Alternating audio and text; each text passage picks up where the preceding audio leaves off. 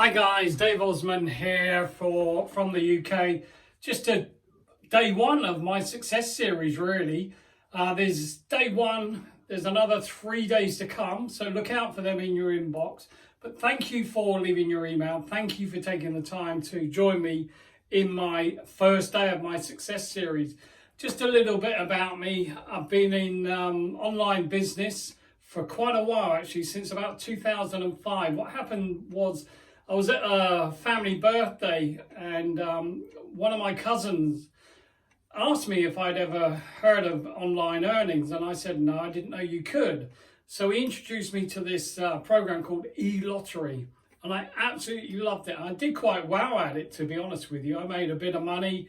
It was a MLM, multi-level marketing. So you have to get other people involved, and that's the only way you can really then move to make more money. So it's like friends and family and then people you don't know.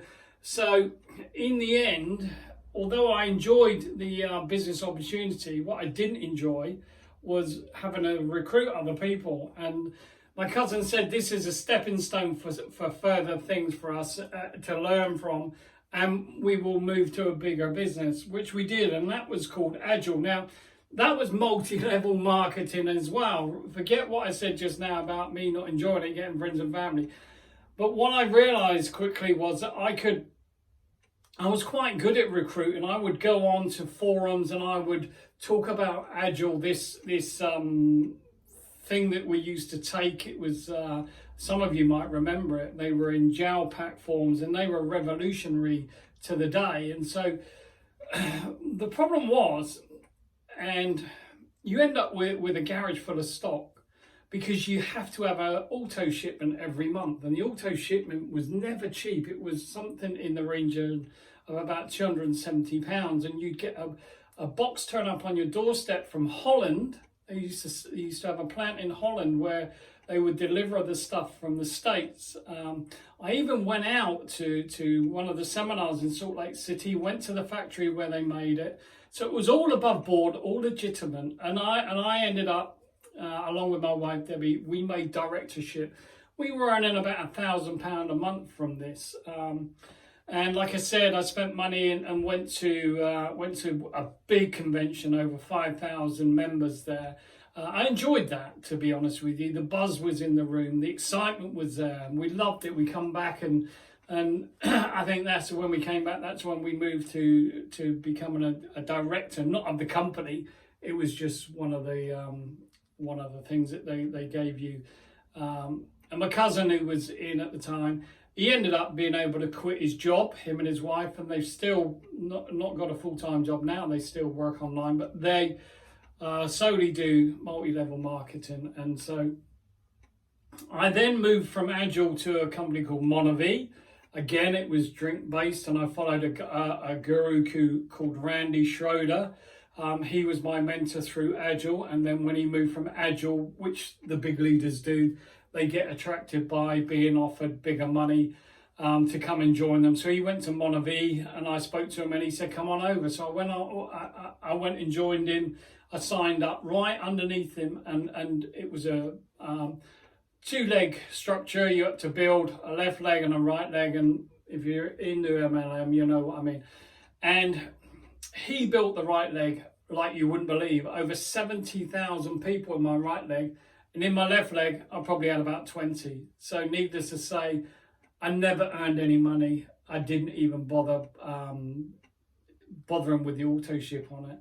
I just couldn't get anybody else interested. I've been to e-lottery, I've been to Agile, and I've been to Monavie, and you know, my people were exhausted. They wouldn't come near me with a barge pole when I tried to offer them Monavie. So I took a bit of a dip in confidence from that moment on in MLM, and I thought, it's not for me, you know. So I probably at that time decided just to take a backward step and see where that led me. I still was interested in online stuff, and then I found a CPA, cost per action, and I quite enjoyed that. I was selling stuff on Gumtree, and I think the best day I had about a $600 day. I quite enjoyed that. And most of you will know what CPA is. If you don't, then Max Bounty was a company I was with who is still going now. Take a look in Google, go and have a look and read up all about it. And CPA, you can still make money out of it. And I made a little bit of money. And then one day, a friend of mine sent me some information on this company. And like, it was a lady, a woman who was within Agile with us. So I knew her well. And she lived up north of the UK. And she sent me this link and said, You need to get into this as soon as possible, and if you can, put a decent amount of money in.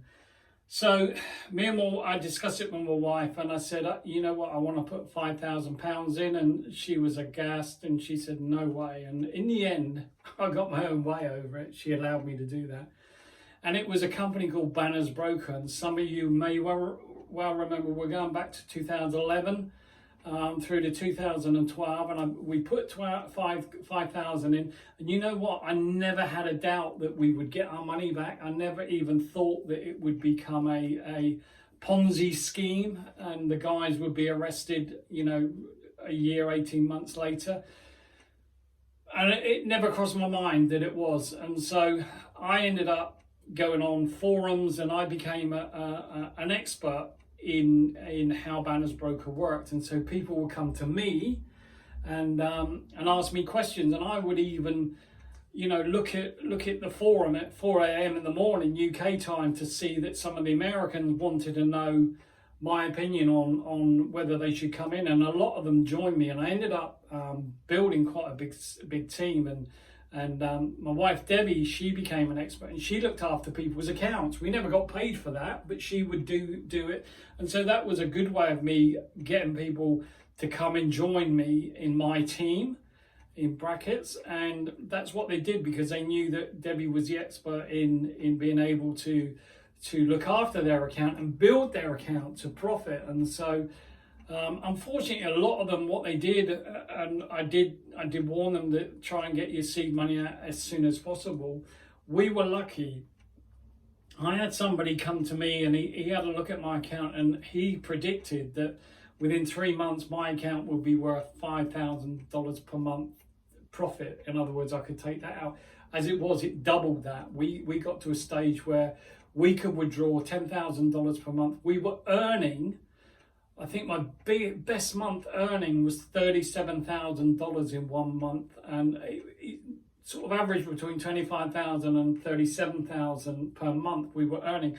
But you say, oh my God, earning that amount, yes, but could we take it all out? No, we couldn't. They restricted us to $10,000 a month. So we were taking $10,000 a month out, and I bought a nice car. We bought a holiday home, which we still own. We went on lovely holidays. We gave our kids, who were, you know, younger then, but we gave them nice things. We gave them money. We were able to pretty much do what we wanted. So it got to the stage, and listen to this, it got to the stage where I said, I think we can retire, you know, we're you know, 10 grand a month we're getting. We can do this. We can retire and do whatever we want. Being naive as I didn't have a clue. I thought, yes, this is it. This is going to last forever like we do. How wrong was I? I quit work on March the 1st, 2012, I think it was, retired. But in brackets, I never actually told my company I was retiring. I had a bad shoulder, and I said I need to rest the shoulder. Within the industry that I was in, I needed to be able to lift things, and I was struggling big time. So that was the truth. So they said, no, when you're ready to come back, let us know. So we went down to our holiday home, and we stayed down there indefinitely, really. And then that was in the March. By the end of March, when we went to get our next payment of $10,000, it didn't come through. In April, it didn't come through. We were owed over $100,000, and so people said, oh, you'll be okay. You can apply to have the $100,000 paid to you. So I did all this. I jumped through hoops to try and get the money to be sent through, because I thought, well, $100,000, that'd see us through anyway. we never got another penny from that company. And in the end, the company went to the wall, and the guys, the guys that were involved in it, who set it all up in Canada, actually, I think it was, they were arrested. And yeah, there was all types of hoo-ha. And so, but at that time, I caught the bug for that kind of get-rich-quick scheme thing. And I shouldn't have done, but I did. But I did have some success with those type of programs in the end. I started getting involved in, like we say, crypto. I had a go at that. And I bought, and I had, in fact, I was discussing it with one of my sons. I had Bitcoin at a really good time when it was not worth much to buy. It was not much to buy at the time. So I think the most I ever had was 3.5 Bitcoin in a company called BitClub Network. And like everything, when you think just as Bitcoin's just about to skyrocket, they jump away with the money. And again, I lost all of my crypto Bitcoins. And I was only talking to my son at the weekend about it. We went for a walk in the forest, and we were talking about he's starting to invest in Bitcoin, not Bitcoin, but crypto now, and he quite enjoys it. And I said, I remember when I was, you know, when I was into it early, when Bitcoin was worth nothing, and I still check my emails and search through my emails to see if I've got a wallet anywhere that's stashing Bitcoin, because I'm sure when it first came out in 2009, I think I was offered it for pennies, and I can't remember if I took it or I didn't. It was too long ago to remember. But I know stories of people that have had that happen to them. And there's one famous guy in the UK that had it all stored on his hard drive, and he threw the computer away on a tip and buried millions of dollars worth now of Bitcoin. And so crypto is something that, yeah, I've had a dabble with, I've had a go at, and never really got anywhere with it, but thought I would. And so I don't really dabble much. I bought some crypto recently, and XRP Ripple, and just it started dropping, and then the SEC started getting involved from the States. So I sold it, made a loss on it, but I didn't want to end up with nothing. But my son stuck with it, and to be fair, he's done quite well. So yeah, so here's all the things that you can do. Ecom, this is all about Shopify and Amazon. There they are. I've had a go at Amazon and Shopify. With any success, zero. You end up trying to build a shop, trying to build customer relations. The products normally can be shipped in from China. They take weeks to come. You end up with complaints, and the profit margin, other people will tell you different. But for me, no, it's not something that I want to ever get involved in again. I got involved in t-shirt printing, you name it. To be fair, I think I've tried everything. There's my MLM again, done it, been there, done it, had the t-shirt. Forex trading. Now, I had a real good go at this a couple of years back with a company that's still going now, and I will never dish this company. iMarkets Live, good company, nothing wrong with the product. Great tutorials, great people involved in the business.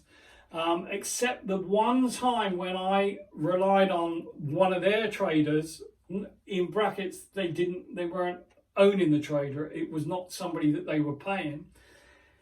He had a rush of shit to the brain, excuse the language.